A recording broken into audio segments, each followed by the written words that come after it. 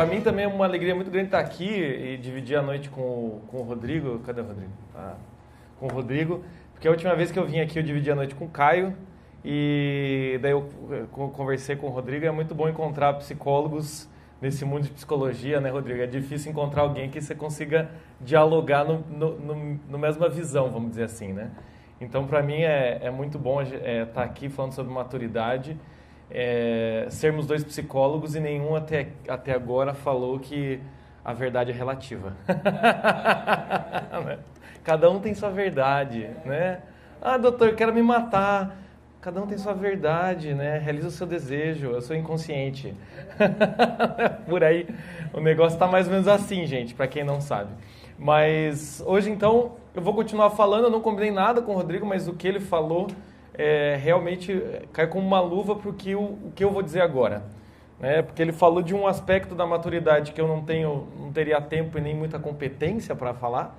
E aí eu consigo falar do outro aspecto da maturidade, uma outra forma de ver esse assunto que vai complementar perfeitamente com o que o Rodrigo disse. E claro, também queria agradecer muito novamente o Instituto Borborema, Matheus, Sávio, Caio, Danilo, todo mundo. Muito obrigado por me chamarem aqui. Era para eu vir em setembro, acabei antecipando vindo agora, mas é sempre uma alegria estar aqui, apesar aí da viagem, da correria. É muito bom estar aqui, obrigado mesmo. E vamos lá então para a palestra. Maturidade, único caminho para a vocação. Ah, só falando, né? Tem o site Os Náufragos, então, como o Sábio falou. Lá nós temos alguns vídeos, alguns textos, a gente tem curso, a gente tem podcast. Pra você ver, a gente tem tudo, né? Quase.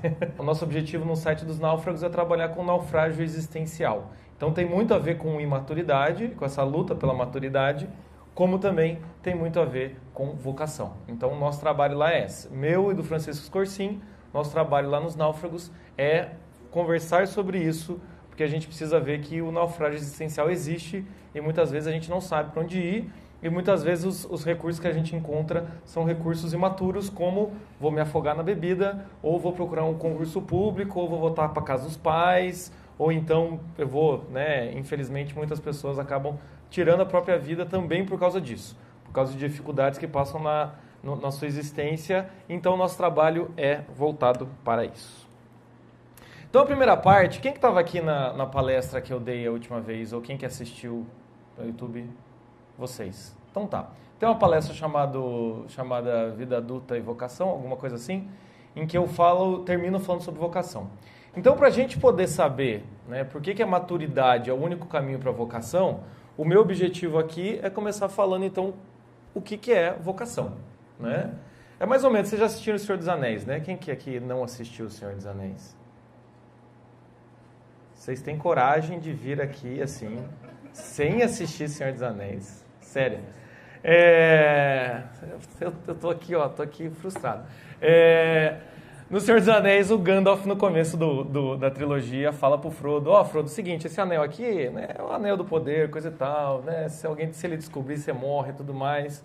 E então, o que acontece? O Gandalf explica pro Frodo qual que é o objetivo dele, destruir o anel. A mesma coisa eu vou tentar fazer aqui. Vamos primeiro explicar o que é vocação, para depois a gente poder entender e colocar o assunto do Rodrigo e o meu em perspectiva a essa vocação, tá? E basicamente o que eu vou falar aqui é o que eu falei na palestra passada. Para vocês, gente, vamos lá. O que é vocação? Valendo. Busca de uma felicidade, busca de um sentido da vida, um chamado para algo maior, uma habilidade inerente à pessoa. Bem, vocês estão bem, gente. Estou orgulhoso de vocês. Então eu vou dar as 3 definições que eu falei já na palestra passada, mas querendo ou não é exatamente isso. Né? A vocação, então, como a própria palavra diz, é vocare, né? É um chamado. E se é um chamado, não é você que escolhe. De certa forma, você é chamado a algo. Tá? Mas o que o Lavelle fala que é das pessoas que melhor explica isso, né? Primeira definição que o Lavelle fala: ninguém espera encontrar sua vocação antes de começar a agir. Ou seja, não dá para você encontrar sua vocação parado. Tá bom? Então você tem que fazer alguma coisa. Não sei se vocês lembram daquela passagem em que, não vou saber o versículo, obviamente, em que o Samuel é chamado por Deus. Vocês lembram dessa passagem? Que Deus fala, Samuel, Samuel, Samuel acorda, vai lá pro para o seu mestre e fala, eis-me aqui. Daí o mestre dele fala, mas eu não te chamei, meu Deus do céu. Ele volta. Samuel, Samuel, ele vai lá e fala, eis-me aqui. É muito interessante aquela passagem quando a gente fala sobre, né, encontrar a vocação antes de começar a agir. E vocação, no caso, é o quê? O Samuel escuta a voz e ele vai atrás. Ele erra, mas ele vai atrás. Até que chega uma hora que ele vai atrás e o mestre dele fala, acho que eu sei quem está te chamando, né? Deus está chamando lá a 19ª vez, né? Meu Deus do céu, ninguém percebe que sou eu, né? Daí tá lá, acho que 4ª vez ele fala, quando você ouvir essa voz, você olha para o céu e fala, Deus, eis-me aqui, né? Então é interessante porque Samuel 3 vezes erra antes de conseguir começar esse diálogo com Deus. Então é interessante, mas sem entrar no lado espiritual, é que a questão o quê? Que a vocação tem esse agir, você tem que fazer alguma coisa. Fazer o quê? É isso que a gente vai descobrir hoje. Há um momento em que se deve apostar e correr o risco. E pode ser que essa espera, essa descoberta e essa aposta se produzam juntas a cada instante. O que o Lavelle quer dizer com isso? Que a vocação é uma espera, uma descoberta e uma aposta ao mesmo tempo, sempre. Então, quando a gente está na nossa vocação, o que a gente está fazendo isso? Todo dia, uma espera, uma descoberta e uma aposta. Tá? Ou seja, sei lá, vou dar um exemplo. O sujeito lá trabalha com cozinha. Vocês já assistiram Chef's Table, do Netflix? Já assistiram Chef's Table? Não? É um documentário com os chefes famosos do mundo. É interessante porque o sujeito está lá e ele é chamado a fazer montar um restaurante dele, ele é chamado a fazer um prato novo. Tem um sujeito que eu vi esses dias aí que ele tinha 4 estrelas no Michelin, um negócio assim, e ele trabalhava com carne e massas, ele resolve não trabalhar mais com carne. Tipo, ele vira o ano, o restaurante dele é quase que um restaurante vegano. E daí, tipo, por que você está fazendo isso? Porque ele está fazendo uma descoberta, uma aposta. Ele está se descobrindo. E isso não acaba nunca. A mesma coisa é, se a gente for pegar aqui, vocação de mãe, de pai, né? Ou seja, você espera que dê certo o que você está fazendo, é uma descoberta, ou seja, quando um pai descobre como lidar com o filho, o choro da criança, como disse o Rodrigo, quando a mãe descobre qual choro, é uma descoberta e é uma aposta, porque que mãe que pode garantir? Não, minha educação vai dar certo. É difícil, né? Então, vocação é isso. A gente já vai descobrir como que a gente pode trabalhar melhor essas 3 coisas. Outra coisa é o quê? A vocação é a descoberta da nossa verdadeira essência que coincide com o ato pelo qual ela se realiza. Ou seja, a vocação, já que não dá para a gente descobrir a vocação sem começar a agir, a vocação é esse ato em que eu me realizo. Eu me realizo e eu me descubro no momento em que eu realizo. Como assim? Como bem disse o Rodrigo, as pessoas hoje querem fazer um concurso público. Você acha que no concurso público dá para você encontrar a sua verdadeira essência que coincide com o ato pelo qual você se realiza? Assinando papel e carimbando? Todo dia? Você não... Ou então vamos pegar outras profissões, né? O cara que é o cobrador de ônibus. Ou o sujeito que... não sei, o sujeito que é escriturário, entende? Tem certos tipos de profissões que elas... É difícil você encontrar a verdadeira essência do sujeito fazendo aquilo. Fazendo cafezinho. Entende? Então a questão é... A vocação também é um... Opa! O PowerPoint desistiu da vocação dele. Voltou. Então a vocação é quando você realiza algo que tem muito a ver com você, com a sua verdadeira essência. É algo muito pessoal, é algo muito seu. É aquilo que quando você faz tem sua marca. E se você é uma pessoa minimamente conhecida, quando os outros veem esse seu ato, eles falam, olha, isso tem cara de fulano. Vocês já ouviram música que você fala, rapaz, isso aqui tá parecendo Beatles, né? Já ouviram música assim? Então você ouve alguma música e você fala, cara, mas isso é muito parecido com fulano, né? Por quê? Porque aquele fulano criou um ato, criou uma realização que lembra muito ele. Qualquer pessoa que se aproxima daquilo parece estar copiando, né? E música tem muito disso, música pop, né? Pois então um texto. Né? Tem muita gente que escreve, o cara leu lá Machado de Assis, engoliu a obra completa do Machado de Assis. Se esse cara vai escrever, ele escreve muito parecido com o Machado de Assis. É capaz que alguém leia aquilo e fale, cara, isso aqui é Machado de Assis. Ou esse sujeito está copiando na cara dura. Por quê? Porque o Machado de Assis, quando escreveu, tinha uma essência dele, né? Não vou entrar aqui em detalhes se era, né? Mas enfim, o que eu quero dizer para vocês é isso. É você encontrar um ato que consiga cada vez mais espelhar a sua essência, tá? É quando você começa a perceber que as pessoas reconhecem o que você faz, reconhecem que é você, tá? Pessoal, se tiver alguma dúvida, pode erguer no meio da palestra e perguntar, tá bom? Sou psicólogo, eu gosto de conversar com as pessoas, então não se sintam intimidadas. E a última definição dele, ela não se distingue por alguma marca extraordinária.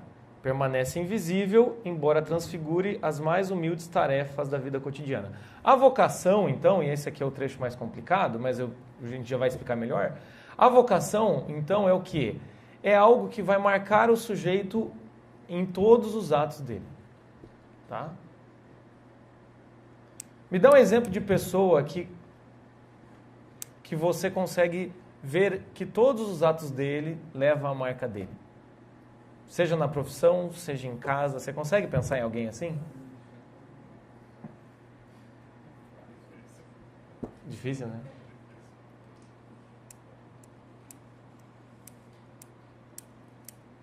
Você vê como é difícil encontrar alguém que está vocacionado.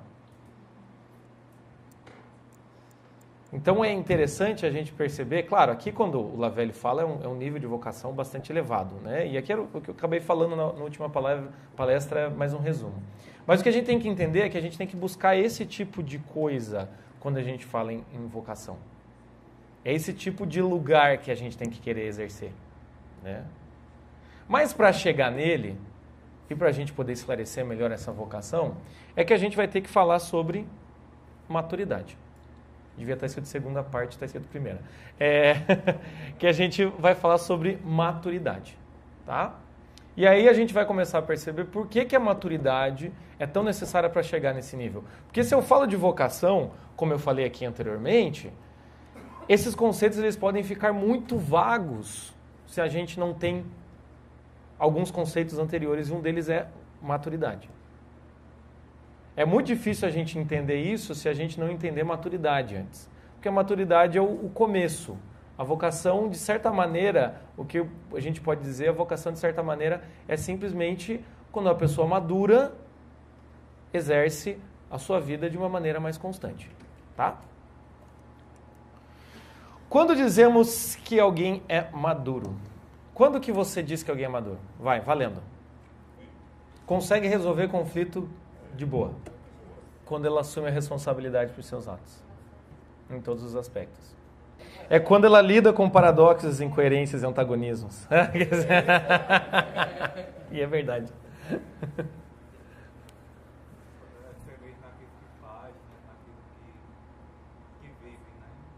Quando a pessoa é feliz naquilo que faz, naquilo que vive. Como? Quando ele sabe ser independente no momento necessário. Tá.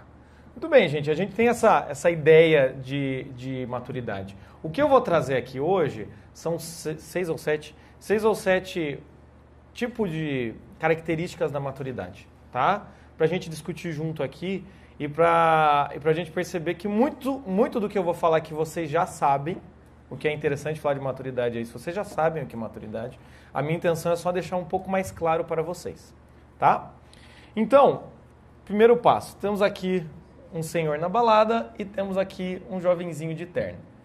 Se você encontra um senhor, 50 anos, fritando na balada, você vai olhar para ele e pensar, ele é maduro ou ele é imaturo? Ele é maduro e está se divertindo. Pode ser? Pode ser? Ou a gente pode pensar, o sujeito acha que tem 30 anos, né? Mas não tem. Sabe aqueles velhos que passam vergonha? Ou quando você encontra um rapazinho, um menininho de terno e gravata, né? se arrogando uma inteligência acima do que ele pode dar conta. Você vai olhar para ele e falar, tem alguma coisa estranha, né? Então, o que acontece, e aqui é interessante, que foi exatamente o que o Rodrigo disse, é que nós temos, a primeira questão nós temos diversas maturidades, tá? Então, maturidade definitivamente não é a pessoa ser velha, a pessoa ser adulta, tá? A gente costuma associar maturidade a isso, mas não necessariamente. Cada idade tem sua maturidade, podemos encontrar diversos jovens que são maduros, porém eles sempre serão maduros para a sua idade. Então, cada idade exige uma maturidade. Por isso que às vezes, né, eu coloquei ali o senhor na balada, às vezes ele pode ser realmente um senhor muito maduro, mas às vezes ele não está sendo maduro para a idade dele. E às vezes um menininho de 10, 11 anos, que ele acha que ele já é adulto, ele está sendo imaturo pelo motivo inverso do senhor, né? O senhor acha que é mais jovem, ele está fazendo coisas, né, que não condizem com a idade porque é mais jovem. E às vezes uma pessoa está fazendo coisas que não condizem à idade porque a atividade que ele está querendo realizar é uma atividade de alguém que precisa ter mais idade. Um exemplo que eu dou, às vezes, é o quê? Eu acabei entrando em contato, já por causa do meio que a gente está aqui, eu acabei entrando em contato com muitas pessoas que, conheci agora o mundo intelectual, né? Você tem 19 anos, conheceu agora o mundo intelectual. Em 3 semanas ele acha que é quem? Olavo de Carvalho, né? Em 3 semanas. Quantos livros leu? Ele conseguiu ler, ele está de parabéns, ele conseguiu ler 20 livros, mas também não fez mais nada da vida, né? Então, o que acontece? Muitas vezes, a gente não percebe que para cada idade tem a sua maturidade, para cada idade tem seus desafios. E nós somos, sim, exigidos, né? A vida nos exige que nós tomemos essa postura diante da vida de acordo com a nossa idade, tá? Então, muitas vezes, um sinal de imaturidade é você não querer aceitar isso. Não querer aceitar a sua própria realidade. Querer dar um passo maior que a perna, né? Isso não dá para fazer. Então, por isso, a maturidade, primeiro, você tem que saber o que condiz com a sua realidade. Não necessariamente idade, de fato, mas o que condiz com a sua realidade. Sabe aquele clássico? O que homens de 30 anos fazem? Porque muitas vezes a gente faz isso. A gente começa a imaginar o universo e a gente esquece onde a gente está. Eu lembro uma vez que um rapaz veio conversar comigo e falou, eu vi que você trabalha com o sentido da vida, com o Viktor Frankl, vocação, então eu estou muito preocupado porque eu estou preocupado com minha vida profissional, porque eu não quero realizar uma atividade profissional que acabe me absorvendo e eu perca a minha identidade dentro do trabalho, e eu queria saber o que você pode me ajudar nesse sentido. Eu falei, opa, legal, vamos aí, com que você está trabalhando agora? Com nada. Com o que você já trabalhou então? Né? Sei lá, às vezes saiu de vários empregos e agora está querendo escolher melhor. Não, eu nunca trabalhei. Ô nego, ô filho, vai pro trabalho, entende? Vai trabalhar, vai fazer qualquer trabalho. Entra no universo do trabalho, depois você vê as complexidades disso, vai pagar suas contas. Aí a gente pode discutir a respeito de até onde vale a pena você sacrificar a sua identidade perante as suas necessidades para depois você, né, para a gente ver aonde que desenvolve sua vocação. Ou seja, o sujeito estava lidando com conteúdos que para a idade dele e a experiência de vida dele não condizem. Era um traço de imaturidade. Então a primeira coisa é isso, existem diversas maturidades e a gente precisa estar atento para esse tipo de coisa. O segundo passo, para quem não assistiu O Senhor dos Anéis não vai entender a primeira imagem, para quem não assistiu Game of Thrones não vai entender a segunda. E sim, Senhor dos Anéis é melhor que Game of Thrones, por favor, não discutam isso. Então aqui temos a segunda imagem, né? Para quem não precisa assistir, mas é o sujeito sozinho dando de cara com seus inimigos, tá? Quando a gente pensa nessa imagem, por que eu trago essas imagens aqui? Porque eu quero que vocês pensem que a maturidade é uma postura diante da vida. A maturidade é a forma como você também, né? A maturidade também é a forma como você encara a vida. O homem maduro não se esquiva das dificuldades, mas as encara de forma objetiva, assumindo os riscos e aceitando os resultados. Tá? Então, quando a gente pega essa cena aqui, é o sujeito que, bem, sobrou só eu aqui, alguém vai ter que dar conta disso aqui. Ah, mas você vai morrer. Todo mundo vai morrer. O que importa é como você vai morrer, né? Vocês já assistiram Band of Brothers? Não? Band of Brothers conta a história da Airborne, os paraquedistas na Segunda Guerra Mundial. E é um dos seriados mais bonitos e mais interessantes para trabalhar com essa questão de maturidade. Porque, cara, são gente que foi para a guerra, né? E daí quando eles acabam uma missão, eles recebem outra. Eles recebem outra missão que é tipo, agora vocês vão ter que andar 30 quilômetros e tentar acabar lá com um exército, uma parte do exército nazista que é 3 vezes mais do que vocês. O que os sujeitos fazem? Vamos lá. E durante o seriado, tem alguns que... Tá desistindo aqui, o PowerPoint tá complicado. Não, mas já volta. E tem algumas horas em que, durante o seriado, tem pessoas que se machucam. Tem um sujeito que leva um tiro na bunda. E ele se afasta. Só que ele foge do hospital 2 semanas antes de se recuperar. Por quê? Porque ele falou, eu tenho que voltar pro meu pelotão. Eles não podem ficar sem mim. Ele volta mesmo ainda não recuperado plenamente. Então, é essa questão de você encarar a sua vida sem esquivar das dificuldades e encarar de forma objetiva, assumindo o risco e aceitando o resultado. Aqui eu não falei, mas é responsabilidade, é ser responsável. O que sua vida está te pedindo agora?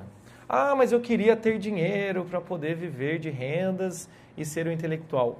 Não deu, né? Você já sabe disso, né? Acho que o Olavo falou isso um dia. Ou você nasce gênio, ou você nasce rico, né, com uma grande herança, ou você vai ter que ralar na vida. Com uns 10 anos você já descobre qual que é o teu lugar. Normalmente a gente quer acreditar que a gente é gênio, às vezes a gente quer acreditar que a gente é rico, mas na verdade não. Então o que acontece é o quê? O que a sua vida está te exigindo agora? Quais são as dificuldades que você tem que encarar de forma objetiva?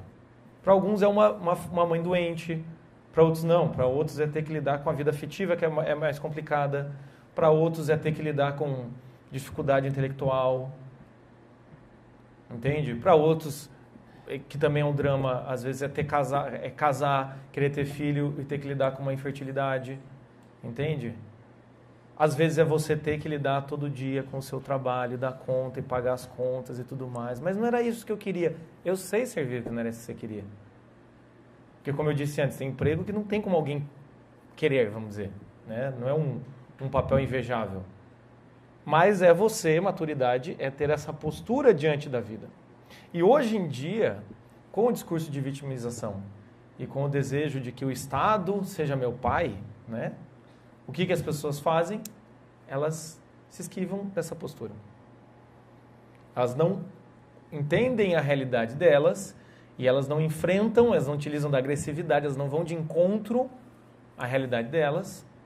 E o que elas fazem? Elas se esquivam. E quanto mais esquiva, mais se justifica.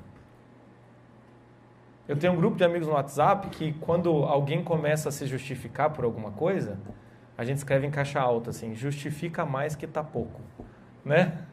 Quando alguém fala, rapaz, o que é aquilo lá? Não, é que veja bem, justifica mais que tá pouco, justifica... Ou seja, tem gente que é isso, a vida é uma grande justificativa, né? Mas é que veja bem, né, eu acho que o Rodrigo já viu isso, alunos de psicologia começam a estudar psicologia infantil, aí é o inferno, né? Porque daí todos os problemas do cara é justificável por alguma teoria. Sempre vai ter uma teoria. Daí, não, é que minha mãe não foi suficientemente boa na infância, então hoje eu tenho esse problema, então hoje eu tenho essa dificuldade, eu sou vítima desde que eu nasci da minha própria mãe. Ou seja, é o sujeito que não encara a vida dele com as dificuldades dele. É claro que sim, existem mães que realmente atrapalham a vida de filho, existem realidades familiares que são tenebrosas, em consultório a gente encontra isso. Mas ainda assim, você tem que ter uma postura diante disso. E aqui também vem uma das grandes questões que é um conselho que eu sempre dou para quem está com 19, 18, 20 anos, saia da casa dos seus pais. Porque muitas vezes é isso. A postura diante da vida que o sujeito tem que ter é o quê? Sair, encarar, não esquivar dessa dificuldade.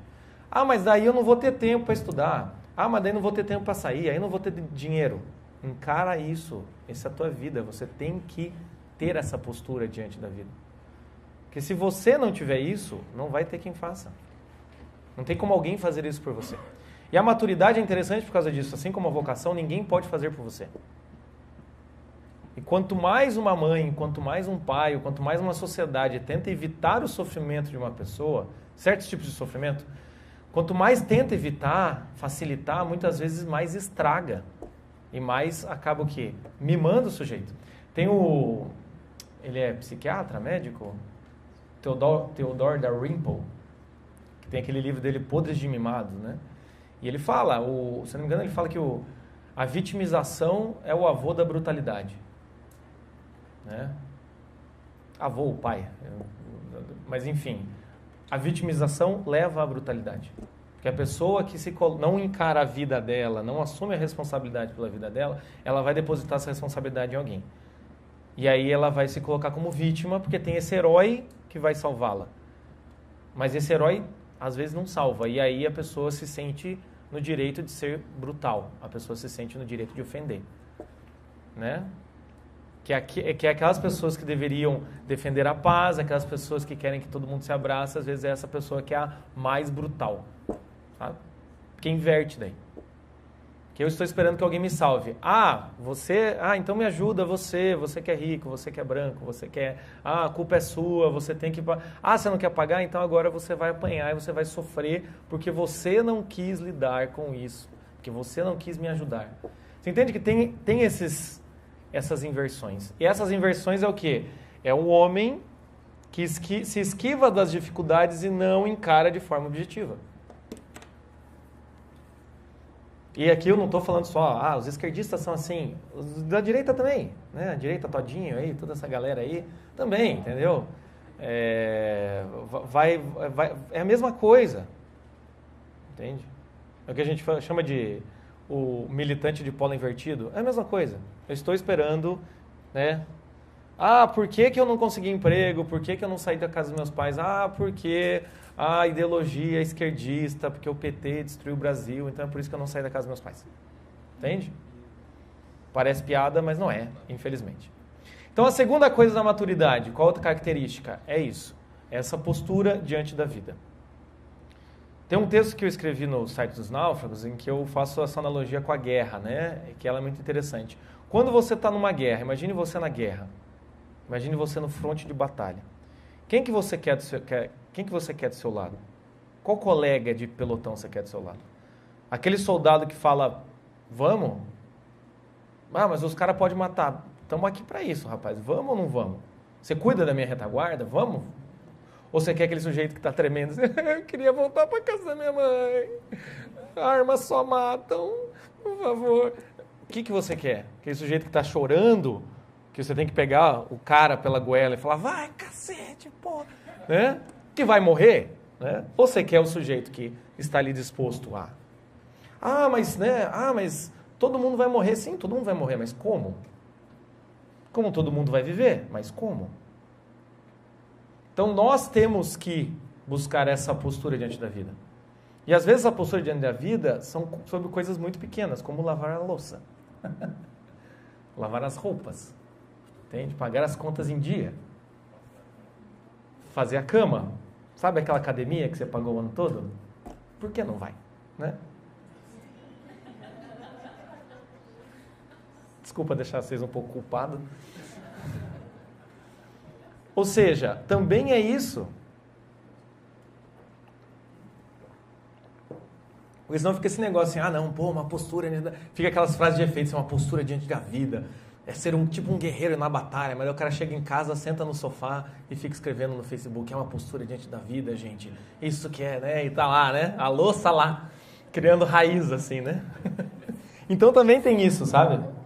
A coisa da maturidade também tem isso.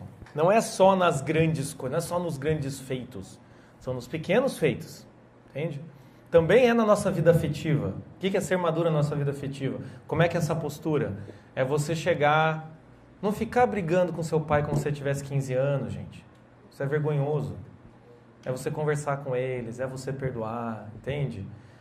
sabe? Quando chegar para a mulher, dar carinho, entender as dificuldades, entende? Respeitar, cuidar dos filhos, isso é uma postura diante da vida também. Tô entendendo?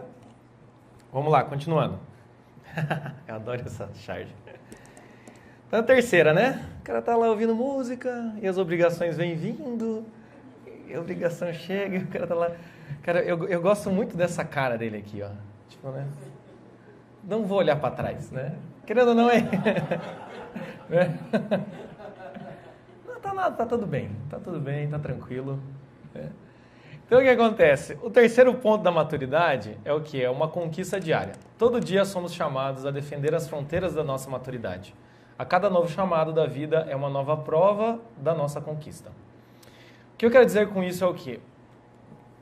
Eu falei que a vocação, lá anteriormente, eu falei que a vocação é aquela espera, descoberta e conquista, né?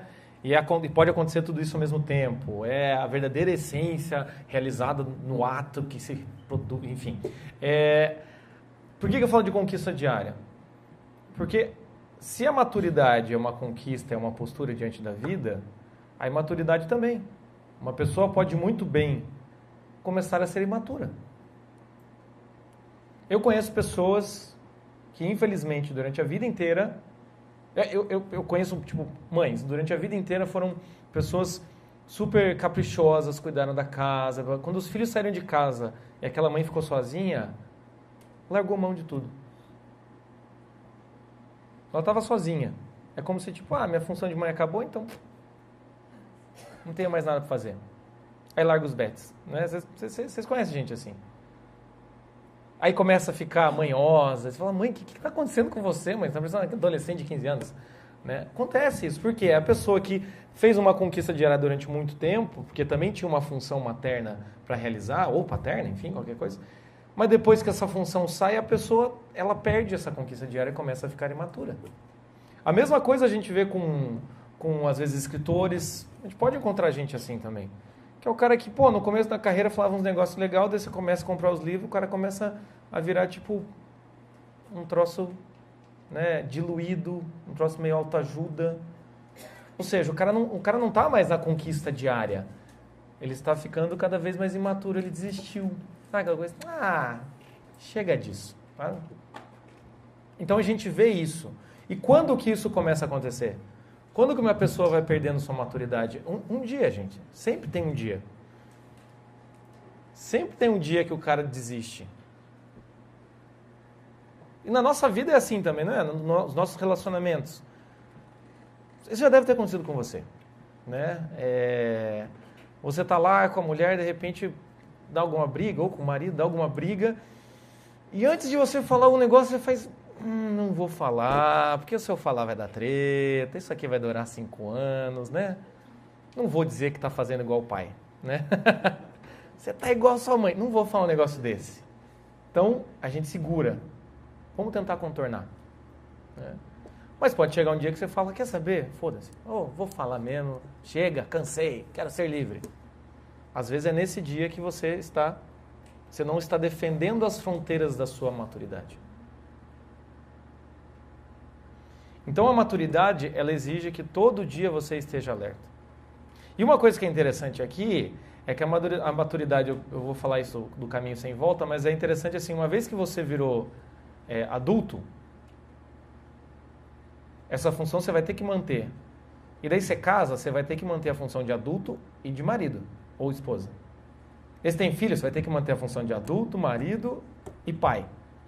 Entende? Daí você vira empresário. Função de adulto, marido, pai, empresário. Ou seja, uma vez que você conquistou um terreno, você tem que manter esse terreno. É parecido com uma guerra. Uma vez que você conquistou uma fronteira, um posto, você tem que deixar algum soldado lá. Então a maturidade também é isso, nos exige diariamente. Não tem descanso da vida adulta. Não tem descanso. Porque quando a gente começa a agir de forma imatura, nós estamos tirando férias de nós mesmos. E isso é um grande problema. Às vezes tem muita gente que usa esse argumento, né? Chega, né? Cansei. Eu quero ter o direito de ser feliz, né? Tá a galera do direito de ser feliz. É aquela coisa assim, meu filho, Né? Mas não dá. Não dá pro cara tirar férias da esposa. Não dá pro cara tirar férias do filho. É por isso que é interessante, a gente vê muito disso, assim, aquela gravidez indesejada, né? A pessoa que... E aí, quando nasce o filho, tem muitas mulheres, homens também, né? Que assumem esse papel e parece que integra a personalidade da pessoa, né? Parece que aquela menina que era imatura, ou aquele rapaz que não queria nada com nada, de repente integra. Tem um filme que parece que é piada, tá? Que eu vou dizer agora, que chama Ligeiramente Grávidos. Já viram esse filme? Senhor dos Anéis vocês não assistem, né? Mas esses filmes vocês assistem, né? Tá bom, então. Ligeiramente Grávidos é interessante porque realmente é uma moça meio certinha que engravida de um cara meio zoado. E o filme inteiro é isso. É os dois tendo que lidar com essa questão de que vão ser pais. E é interessante. É interessante porque você vê naquele filme, de alguma maneira, e até bem humorado, o quê? Os sujeitos tendo que... Tá, agora a gente diariamente vai ter uma criança para lidar. E é muito interessante, eu não sou pai, mas é muito interessante que quando muita gente relata isso, uma vez que você tem filho, a sua vida muda completamente. Por quê? Porque muitas vezes o filho dá esse conteúdo de uma conquista diária. Né? Então, quando você... Né, eu gosto muito daquela frase do Juan César Miller, né? Quando você não sabe o que fazer, faça o que deve. Cumpra o seu dever. O que você tem que fazer hoje? Eu não sei minha vocação, eu queria encontrar a minha verdadeira essência no ato que se realiza, eu queria fazer... Tá, o que você tem que fazer hoje? Volto a dizer, é a louça? Então lava. Entende? É um estudo aqui do Instituto Borborema? Então vai. É um livro para ler? Leia. Entende? Todo dia vai ter alguma coisa te chamando e você pode escolher ser imaturo ou ser maduro. Continuando. Quando você pensa em casamento, o que você pensa? Eu tô rindo, mas é de nervoso, né, Daniel? Cadê o Caio? E aí, Caio? Leonara, estão aí? Não vou mexer muito com o Caio, senão o bicho desaba aqui. Caminho sem volta. Maturidade é isso, gente. É um caminho sem volta. Maturidade é um caminho sem volta, pois a cada nova conquista não temos como voltar atrás e fingir que nada aconteceu. Isso é muito interessante, né? Que foi o que eu acabei de falar agora há pouco, mas vamos esmiuçar. Essa questão assim, gente, uma vez que você saiu da casa dos pais, e eu sempre falo para as pessoas saírem da casa dos pais porque é uma experiência maravilhosa, porque você sai, é tipo assim, você olha para trás e fala, e agora, o que eu faço? Tem a galera que desespera, tem a galera que ri. Né? E tem galera que desespera rindo. Então o que acontece? Você tem que começar a pagar a conta de algum jeito. E se você saiu da casa dos seus pais e foi morar numa república com a namorada, com o namorado, com qualquer pessoa, você foi morar de Badapone, enfim. Se você depois passou os 3 meses de experiência, vamos dizer assim, que é aquele medo, saudade da mamãezinha, aquelas coisas, você percebe depois de um tempo que você se estabiliza de alguma maneira. Se você pensar, e se eu precisasse voltar para casa dos meus pais? Isso se torna um inferno. Isso se torna um negócio assim, meu Deus do céu. Não quero voltar para... Como? Como pude viver tanto tempo com meus pais? Isso é um exemplo. Ou então quando você... se você teve a experiência de muito novo arranjar qualquer emprego, né? Vender qualquer coisa... na rua, quando você começa a ganhar um pouco de dinheiro e você começa a poder comprar as coisas que você quer, fica meio Smeagol, assim, né? My precious. Né? Tem um pouco disso porque você começa a pegar gosto por isso. E aí você não consegue voltar atrás, fingir que nada aconteceu. Não, vou fingir que eu não tive essa experiência. Né? Você não tem como voltar atrás. Por quê? Porque uma vez que aquilo, né, uma vez que o mosquito da independência te picou, meu filho, melhor seguir esse caminho aí. Entende? Então isso é interessante na maturidade também. É um caminho sem volta. Tá? E hoje em dia, no universo que estamos, no mundo em que estamos, né, as pessoas morrem de medo disso. Morrem de medo. Qual que é o maior compromisso que as pessoas têm hoje em dia entre duas pessoas? Hoje em dia, a impressão que me dá é filho. Por quê? Porque é um caminho sem volta. Casamento já virou, né, oba-oba. Para separar, enfim. Mas filho é um caminho sem volta. E hoje em dia, com todos esses discursos, seja quem você quer ser, né, você é livre, abaixa as barreiras de qualquer tipo de pressão, enfim, né, hoje em dia, com tudo isso, você pensar em assumir um compromisso que não tem como voltar atrás, é um cenário horrível, né? As pessoas, elas realmente começam a ter muitos problemas por causa disso. Então tem muita gente que faz contratos pré-nupciais, eu já vi acontecer isso, em que a pessoa, já no contrato pré-nupcial, que é um contrato de verdade, ela já se defende caso exista a separação. A questão não é para se separar, às vezes tá horrível, mas a questão é que você tem que encarar a vida como um caminho sem volta. Você tem que ter esse olhar. Às vezes, como a gente até conversa nos náufragos, às vezes você naufraga, né? E não tem um Jack para te salvar, entendeu? E a questão é essa, mas a gente tem que estar preparado para esse caminho sem volta. Eu tenho que querer ser adulto, eu tenho que querer buscar mais independência, eu tenho que querer cada vez mais dar mais conta da minha vida, eu tenho que querer encontrar minha vocação, eu tenho que fazer isso.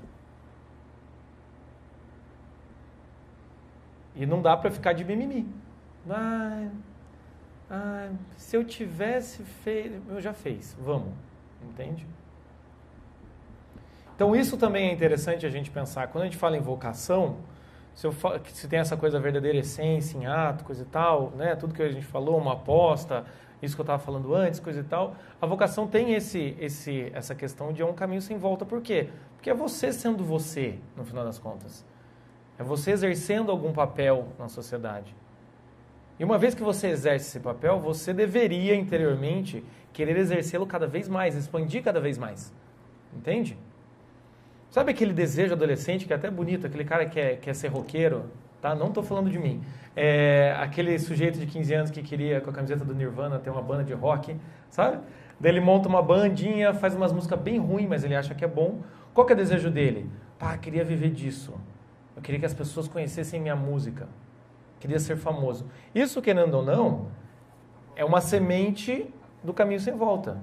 Eu queria ser reconhecido por isso e expandir cada vez mais isso. E ser cada vez mais reconhecido por isso. Então, é muito interessante a gente pensar nesse sentido. Hoje em dia, eu vejo minha profissão de psicólogo, né? Eu quero que as pessoas cada vez mais sejam me conheçam por isso. Eu seja reconhecido pelo trabalho que eu estou fazendo. E espero, né, que nunca eu negue esse trabalho, porque isso é a maturidade. Você é o J. Pessoa, sou eu mesmo. Você que é o dos náufragos, sou. É você assumir isso. Eu sou eu mesmo e não vou negar. Não tem como voltar atrás. Continuando. Coisa boa, né? Brincar com leões. Por que domador de leões? Porque a maturidade também é uma coragem permanente. Assumindo nossa vida e encarando de forma consciente nossos desafios, acabamos por adquirir coragem que nos leva adiante, pois não temos mais medo do fracasso e da humilhação do ego. Tá?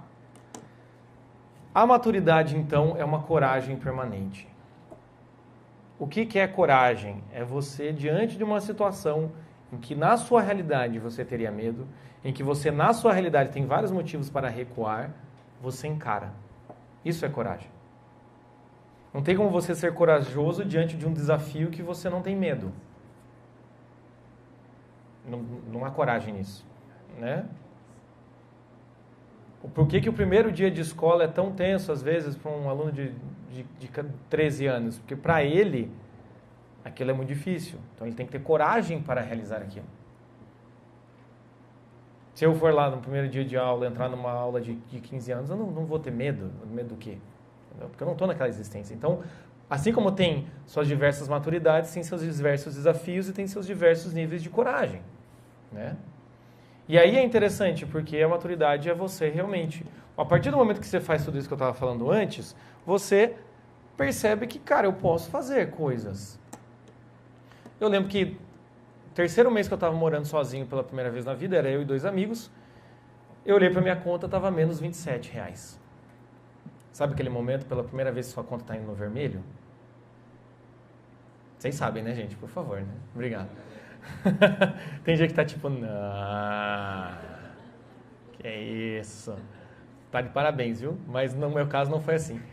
Eu olhei aquilo e falei, eita, o que eu faço agora, né? Esse dia 17, um troço assim. Eu podia muito bem falar, meu Deus, eu não estou preparado para isso. Vou ter que economizar dinheiro, vou ligar para minha mãe, né? Vou almoçar todo dia na casa da minha mãe, lavar roupa na casa da minha mãe, viver na casa da minha mãe, só venho para cá para dormir. Podia? Podia. É. Mas diante dessa situação, a gente é chamado ao quê? Acho que eu preciso rever minhas contas. Ou preciso ganhar mais dinheiro. E a partir do momento que esse medo do fracasso, de tipo, meu Deus, eu estou devendo para o banco, né? Meu Deus, eu sou um sujeito sem dinheiro. Tem essa humilhação. A partir do momento que você começa a vencer esse tipo de humilhação, você começa a ver que a humilhação não é tão grande assim, ou então você não sofre mais tanto com o que os outros pensam, você começa a adquirir uma coragem. Vamos encarar isso aí, vai. Não devo ser o primeiro, nem vou ser o último a passar por isso. Então essa coragem permanente também é uma marca da maturidade. Tá? Um pai de família que tem que ir lá pagar todas as suas contas, uma mãe de família que divide as contas com o marido e tem que cuidar do filho, e daí eles pensam em ter um segundo filho. Você acha que eles não estão morrendo de medo?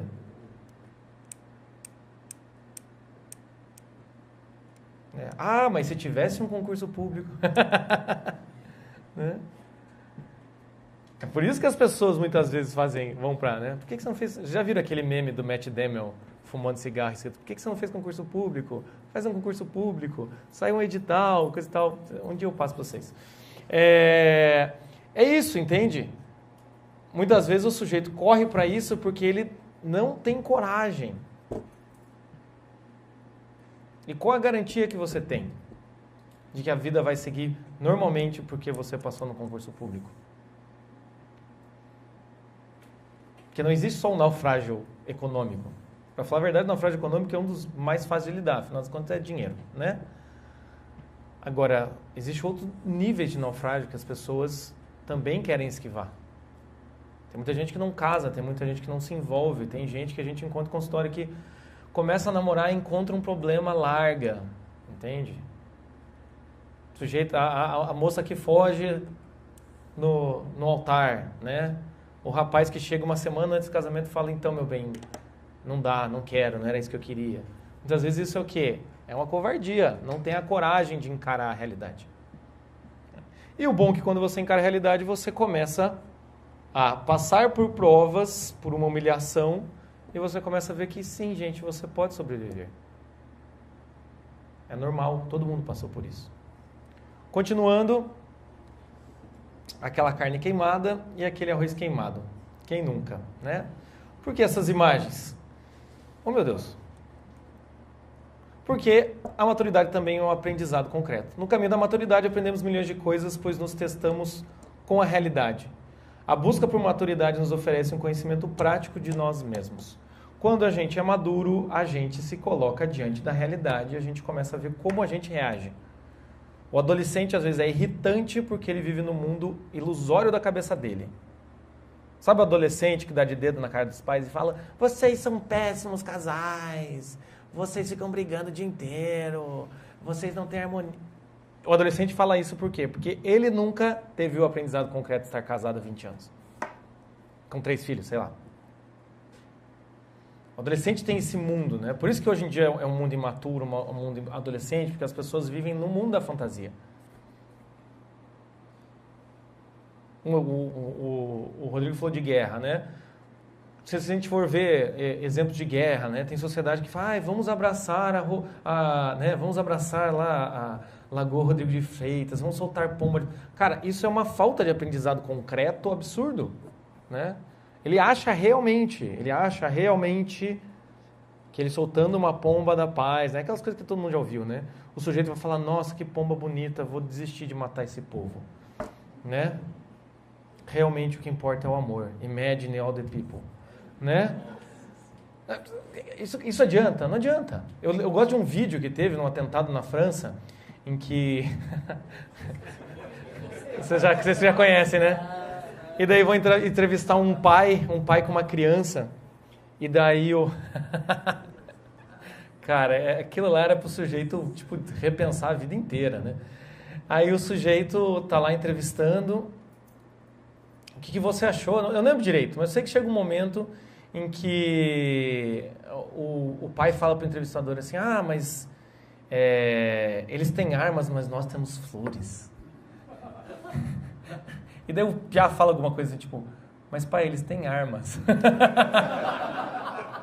Vocês se viram? Eu não vou lembrar, eu sou péssimo em contar essas piadas. Mas é muito engraçado, que é um piazinho de 5 anos, tipo, quase que o piazinho tá falando assim, tá, mas se eles vierem com essas armas aí, o que essas flores vão adiantar?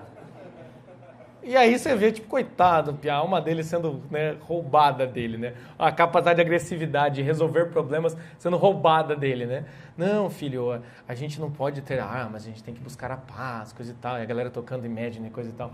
Ou seja, a maturidade, aquele piá, ele é muito mais maduro para a idade dele do que o pai, o entrevistador, e todo mundo que estava ali em volta naquela manifestação, né? Ou seja, ele já conseguiu entender que, galera, se eles têm armas, ou a gente tem arma e a galera, ninguém atira em ninguém, ou se eles atirarem, a gente devolve.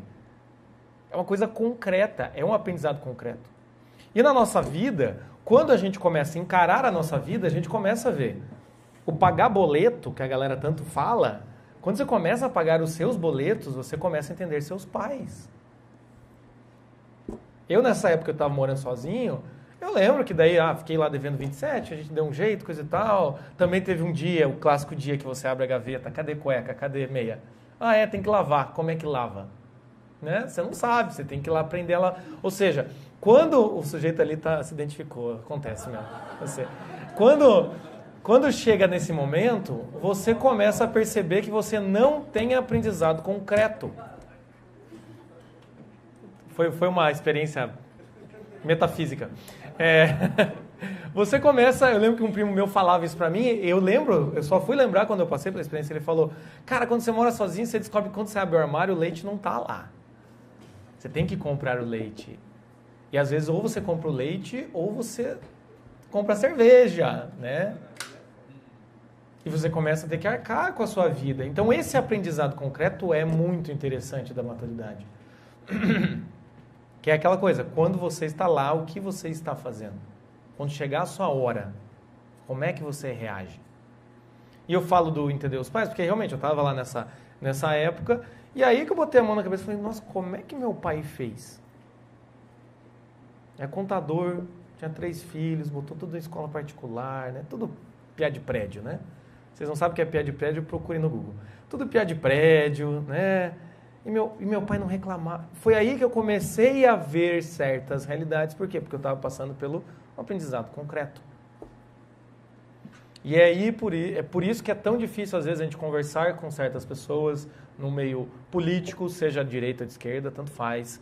Ou por isso que é tão difícil você conversar no meio afetivo, por isso que é tão difícil, às vezes, a gente conversar no meio profissional. Porque são pessoas que não tiveram nenhum tipo de aprendizado concreto, ou o pouco que tiveram não foi suficiente para ele conseguir fazer analogias com o aprendizado dos outros. Entende? E maturidade, então, é isso. É quando você está ali, quando chegou a sua hora, e aí, como é que você faz? E muitas vezes, a gente quer acreditar que a gente dá conta de tudo. Principalmente a galera conservadora, né? Que a gente ouve muito essa coisa da coragem, até mesmo eu falando aqui da maturidade. Você tem que ser homem, você tem que dar conta, você tem que ser viril. Muitas vezes você quer acreditar que você está dando conta, mas você não está dando conta. Né? O que eu falei da humilhação do ego ali antes. Às vezes você tem que olhar e falar, cara, não estou sendo esse sujeito. Preciso repensar, preciso recomeçar. Mas o aprendizado concreto é algo muito interessante. Que também é tanto no mundo profissional, vocacional, como também na carne, como também no aprender a fazer arroz, entendeu? É aquela hora que você abre a geladeira, parece que tem um cadáver lá dentro. Você tem um aprendizado concreto de que você precisa ver as coisas que estão apodrecendo. Tá? As coisas apodrecem, veja só. Né? E é interessante isso. Quando você passa da fase do medinho, quando você passa da fase, estou sozinho, quando você passa da fase, e se eu precisar contar com alguém, para quem que eu corro? Quando você passa desses medos e você começa a morar sozinho, né, ou dividir a vida com alguém, você vê que é muito interessante, é muito engraçado, tá? É muito bom, uma recompensa muito boa você ter da vida, de assumir a sua vida e passar por esses aprendizados. Continuando, again too old for this shit. Quem nunca, vocês já olharam para alguma coisa e falaram, tô velho demais pra isso aí, né? Por que eu digo isso? Porque, para terminar, a maturidade é um conhecimento de si. Quando encaramos a vida de frente e aceitamos as dificuldades que ela nos impõe, sem percebermos, nos moldamos e exigimos o melhor de nós mesmos. Mesmos, falta um S. Você descobre que você é muito melhor do que pensava. A maturidade, então, no final, é um conhecimento de si. É quando você está em contato com a realidade. O mundo infantil, como muito bem disse o Rodrigo, tem que ser mediado pela mãe. O mundo adolescente, ele acha que ele é independente, mas na verdade ele não é. Ele também é mediado por alguma coisa. Quando a gente vai para esse mundo adulto, vamos dizer assim, é quando a gente se aproxima da realidade, mas ele também pode ser mediado por outros milhões de questões. E quando que a gente tem um conhecimento de nós mesmos? Quando a gente se aproxima da realidade. Qual realidade? No caso aqui, a sua realidade. Como é a sua realidade? Quais são os seus deveres? E quando você faz isso, você se conhece. E aí, se vocês forem lembrar que eu falei no começo, a vocação é a sua verdadeira essência no ato que se realiza, é tudo isso que eu disse aqui, gente. E aqui dá pra gente fazer essa distinção, que eu gosto muito, que é o quê? A vocação que todo ser humano tem e a sua vocação própria. A vocação que todo ser humano tem é essa, de crescer, sair de casa, pagar suas contas, ter um trabalho, né, acabar com seus compromissos, ser responsável, né, tentar independência, buscar ajudar os outros, enfim, tudo isso, tá? E existe essa vocação específica. Mas o modo de agir diante da vocação humana em geral e da vocação específica é exatamente a mesma. Eu posso pegar, então, todos esses pontos, tá? Diversas maturidades, postura, conquista, caminho, coragem, aprendizado. Tudo isso aqui serve para a sua vocação humana, que todo homem é chamado, como tudo isso aqui serve para a sua vocação específica. Vamos dar um exemplo que acho que todo mundo aqui é mais próximo. Um escritor, vamos dizer assim. O escritor ele tem que ter uma postura diante da vida, ele tem que ter essa conquista diária. Cada frase que ele escreve é uma conquista diária, é um exercício diário da sua vocação. É um caminho sem volta, porque se ele vai se dedicar a ser escritor, às vezes não dá tempo de ser muita outra coisa. Ele tem que ter uma coragem para isso e um aprendizado concreto. Ele aprende de fato a ser escritor a cada vez que ele escreve uma página. Esses dias eu tinha um atendimento com um paciente e ele falou: Jota, é o seguinte, a gente pode fazer diferente? Daí você fala: ei, cacete. Né? Caraca, vai trazer a mãe na terapia. Não, ele falou: a gente pode fazer diferente? Eu falei: o que você quer? Não, eu estou com um amigo, a gente pode conversar um pouco sobre algumas questões em geral, que a gente queria tirar uma dúvida, meio que a gente tem a mesma aqui. Tá bom, a gente sentou e conversou. Eu nunca tinha passado por essa experiência. Conversar com duas pessoas que não fossem um casal. Eles ficaram me fazendo perguntas, enfim. Foi o quê? Foi um aprendizado bem concreto. Eu falei: pô, isso é legal. Dou conta de fazer isso. Ou podia falar: puta, para fazer isso eu precisava estudar mais. E é o quê? É uma conquista diária. Entende? Eu podia olhar para ele e falar: não, cara, eu só atendo um por um e a gente vai lidar com os seus conteúdos. Não me venha com um negócio de amigo, não me venha querer fazer perguntas mais profundas, não me venha com isso, entendeu? Então, a gente tem que olhar que na nossa vocação como ser humano ou na nossa vocação específica, tudo isso aqui também é exigido. Então, assim, para terminar, pense naquilo que você acredita que é o seu sentido da vida. Pense hoje naquilo que você está se propondo a realizar. Pense hoje naquilo que você acredita ser sua vocação. Veja se você está conseguindo isso aqui. Ou veja onde que está mais difícil. Veja onde que está mais complicado. Porque não tem realmente, vocês viram, eu falando o que eu falei aqui, não tem como a gente ser vocacionado se a gente não tem isso aqui. Eu acabei não trazendo, porque estava bem corrido. tem um documentário do Nirvana, o tal do Mountain of Ache. Já ouviram esse? Não, também não. Ele é bem pesado, né? Porque a vida do Kurt Cobain é muito depressiva, mas chega um momento em que ele grava o segundo disco lá, o Nevermind, e mostra pra mãe dele, e a mãe dele olha pra ele e fala: nossa, você não vai dar conta disso. E realmente ele não dá conta disso. E é muito interessante aquilo, porque se você assistiu o documentário pensando nisso, porque o Kurt Cobain ficou a vida inteira querendo ser músico, quando ele vira músico ele não dá conta. Por quê? Imaturidade. Podemos dizer a mesma coisa da Amy Winehouse, a gente pode dizer sobre várias outras pessoas que morrem muito cedo, porque não dá conta. A Amy Winehouse eu acho um exemplo muito bom para mostrar o inverso disso aqui. É uma pessoa que, ela mostra muito claro que se você ficar cheirando todo dia, você morre. Né? Usava droga todo dia, uma hora que morre. Né? Assim, né? A mais B igual a morte. Então o que acontece é o quê? São imaturos, são pessoas que são imaturas, elas não conseguem dar conta de tudo isso. Né? Não entrando aqui no feito se é realmente vocacionado, músico de verdade era o Bach, o Beethoven, não entrando nesse quesito, mas entrando na questão mais prática da coisa, ou mais no senso comum, tem isso, entende? E aí também, isso aqui é interessante, porque aí você vai ver por que certas pessoas que você entra em contato, você tem uma intuição, uma impressão diferente. Por que quando você estava no colégio tinha professores que realmente te cativavam? Você não gostava da matéria, mas eles te cativavam, porque tinha professores que eram um saco. Por que tem amigo que quando você vai conversar com ele, é legal, ele te escuta e você conversou uma hora, fica claro, assim, né? Nossa, que legal conversar com meu amigo. E por que tem amigo que, deu 5 minutos, você olha pro relógio e fala: meu Deus, passaram 5 minutos. Né? Muitas vezes é por causa disso. Porque às vezes é um sujeito que está mais próximo da vocação. Ou pelo menos naquele papel que ele está exercendo na sua vida, ele está integrado. Né? E para terminar, eu acho que vou citar aqui o que o Rodrigo falou, né? Que ele falou que a maturidade psíquica é a integração, personalização e realização. O que eu falei aqui é isso. Integração é o que? É você ter uma vida coerente. Se vocação está falando sobre realizar a sua essência no ato, né, a sua verdadeira essência no ato que você realiza, você tem que ser coerente. Porque em quem que você confia?